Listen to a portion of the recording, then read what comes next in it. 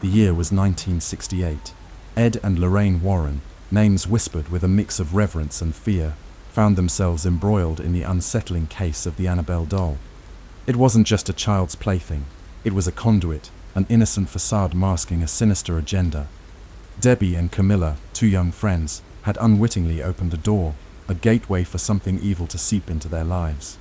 They'd naively welcomed a spirit claiming to be a 7-year-old girl named Annabelle Higgins, allowing it to inhabit the doll, but the hauntings escalated, growing more disturbing with each passing day. The Warrens, with their years of experience battling the darkness, recognized the truth. The doll wasn't possessed. It was merely a tool, a pawn in a larger game orchestrated by a demonic entity with designs on possessing one of the friends. Fast forward 3 years. The Perron family, Roger and Carolyn, along with their 5 daughters Andrea, Nancy, Christine, Cindy, and little April, sought a fresh start in a quaint farmhouse nestled in the remote town of Harrisville, Rhode Island. The old house, with its weathered facade and sprawling grounds, seemed like the perfect place to build a life, a sanctuary from the chaos of the world. But from the moment they arrived, an unsettling feeling permeated the air, a sense of unease that tugged at the edges of their peace. Their loyal dog, Sadie, a usually fearless companion, refused to set foot inside the house, her barks turning into whimpers as she strained against her leash. The house had secrets, hidden truths buried beneath layers of history. In the depths of the cellar, they discovered a boarded-up entrance, a dark abyss that seemed to pulse with an unnatural energy. The first few nights were filled with strange occurrences, whispers in the shadows, and objects moving on their own. Every clock in the house inexplicably stopped at 3:07 am, a chilling reminder of some unknown event. Carolyn, the matriarch of the family, awoke each morning with fresh bruises marring her skin, marks that seemed to appear out of nowhere. And Sadie, their faithful protector, was found dead in the yard, her lifeless eyes staring up at the ominous house. Both Carolyn and Christine, one of the daughters, had separate encounters with a malevolent spirit, a presence that seemed to delight in their fear. Desperate and terrified, Carolyn reached out to the Warrens, hoping they could shed some light on the horrors plaguing her family. Ed and Lorraine arrived, their presence a beacon of hope in the encroaching darkness. They began their investigation, meticulously documenting every detail, every eerie anomaly. Lorraine, with her extraordinary gift of clairvoyance, sensed a dark entity clinging to the family, a malevolent force that wouldn't release them, even if they fled the house. To gather evidence, they set up cameras and bells throughout the house, enlisting the help of their assistant, Drew Thomas, and a local police officer named Brad Hamilton.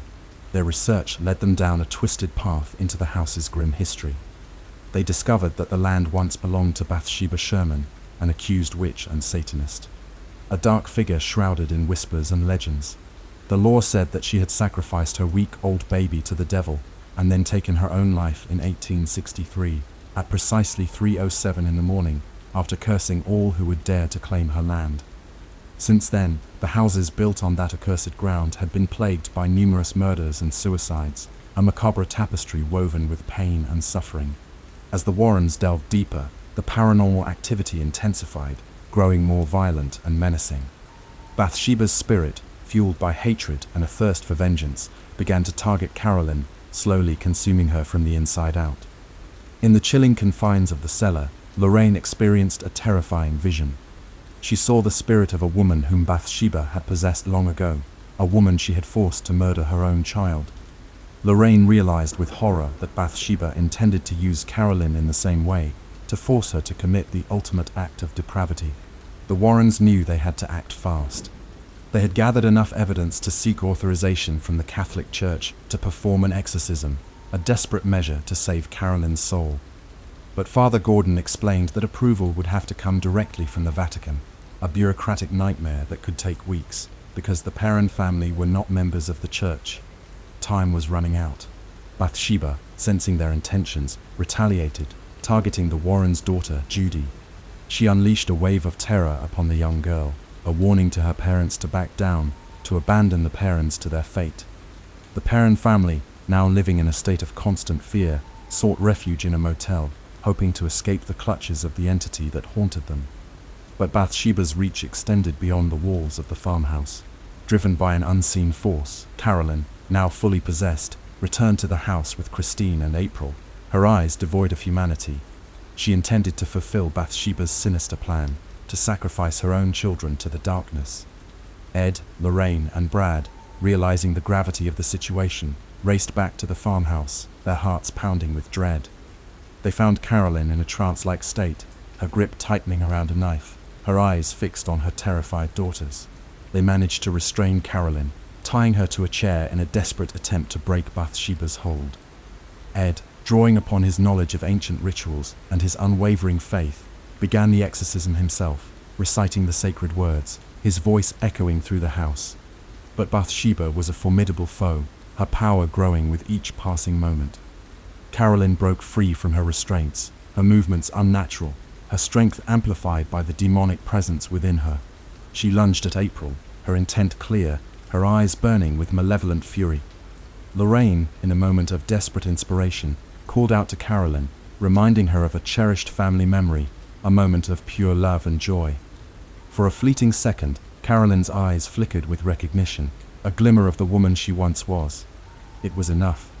Ed seized the opportunity, completing the exorcism, banishing Bathsheba back to the depths of hell, her reign of terror finally over. The Perron family was safe, but the ordeal had left an indelible mark on their lives. They would forever be haunted by the memories of the darkness they had faced, the evil that had threatened to consume them. The Warrens returned home, weary but resolute.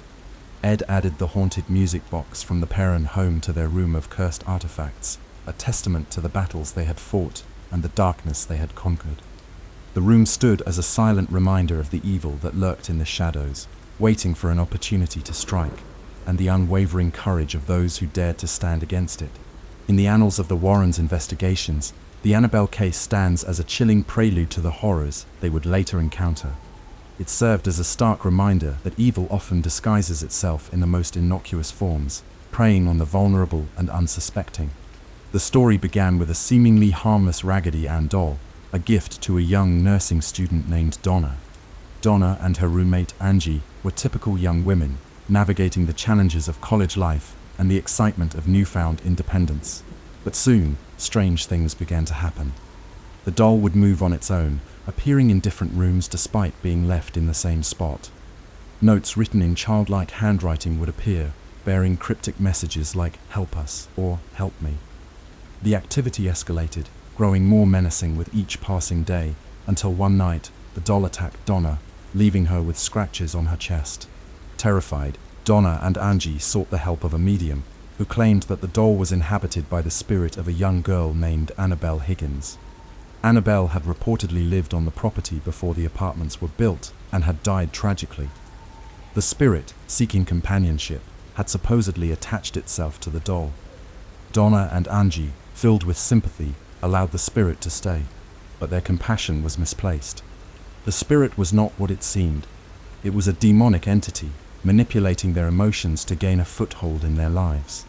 The Warrens, called in to investigate, quickly recognized the true nature of the threat. They explained to Donna and Angie that the doll was not possessed, but rather it was being used as a conduit by a demonic spirit. The entity's goal was not to simply coexist with them, but to ultimately possess Donna's soul. With the Warrens' guidance, an exorcism was performed in the apartment. The doll was then taken into their possession, becoming another addition to their collection of cursed artifacts. But even locked away in their museum, Annabelle's dark energy remained potent, a reminder of the insidious nature of evil and the constant vigilance required to keep it at bay. The Perron family's experience in Harrisville was more than just a haunting. It was a full-blown assault on their sanity, a descent into a nightmare from which they struggled to escape. The house itself seemed to be alive, breathing with a malevolent energy that permeated every corner. The spirits that resided within were not mere ghosts. They were tormented souls, trapped between worlds, their pain and suffering amplified by the darkness that clung to the land. The children were particularly vulnerable, their innocence making them easy targets for the entities that roamed the house. They saw apparitions in their bedrooms, heard whispers in the night, and felt unseen hands touching them in the darkness. The oldest daughter, Andrea, became increasingly withdrawn, haunted by visions of a spectral figure lurking in the shadows. Christine, the youngest, claimed to have befriended a sad man who lived in the walls, a chilling manifestation of the house's dark history. Carolyn, desperate to protect her children, found herself battling not only the supernatural forces within the house, but also the growing sense of isolation and despair that threatened to consume her. Her bruises, unexplained and agonizing, were a constant reminder of the entity's growing power, its insidious attempts to claim her as its own. Roger, a hard-working and pragmatic man, struggled to comprehend the horrors that were unfolding around him. He initially dismissed the strange occurrences as mere coincidences, but as the paranormal activity escalated, he was forced to confront the terrifying reality that his family was in grave danger. The Warrens' investigation brought to light the tragic history of the land, revealing a disturbing pattern of violence and death that stretched back centuries. Bathsheba Sherman's story was just the tip of the iceberg. The house had been a site of countless tragedies, each one leaving its mark on the land, contributing to the dark energy that had festered for generations. The Warrens discovered records of murders, suicides, and unexplained deaths, each one adding another layer to the house's sinister reputation. The exorcism was a brutal and harrowing ordeal, a battle of wills between good and evil that pushed everyone involved to their limits. Ed Warren, despite not being a priest, possessed a deep understanding of the occult and an unwavering faith in the power of God. He faced Bathsheba with courage and determination, refusing to back down even when faced with her terrifying power. Lorraine's clairvoyance was crucial in identifying Bathsheba's weaknesses and finding ways to break her hold on Carolyn. She was able to tap into the memories and emotions that still lingered within the house, using them to weaken the entity's grip. The aftermath of the exorcism was a period of healing and recovery for the Perron family. They eventually moved out of the house, seeking a new beginning far away from the horrors they had experienced.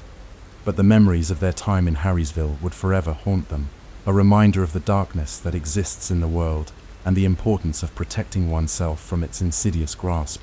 The Warrens dedicated their lives to investigating paranormal phenomena, traveling the world to help those plagued by the supernatural. They were often met with skepticism and ridicule, but they remained steadfast in their belief that evil exists and that it must be confronted. Their work was not without its dangers.